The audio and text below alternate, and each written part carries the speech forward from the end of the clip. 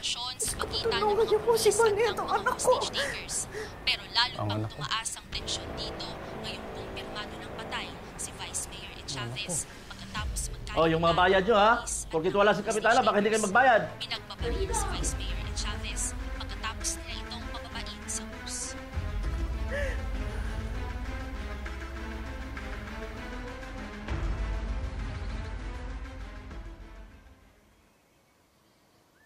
Wala na yatang ligtas na lugar ngayon, no? Magbabakasyon lang sa Baguio, naka-hostage pa. Buti nga yan kina Pretty. Alam mo, karma yan. Kaya nadama yung mga kaibigan nila. Sana nga matuluyan.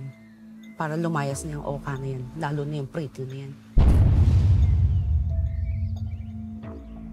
Lalo lang lumayo ang loob sa atin ni tatay.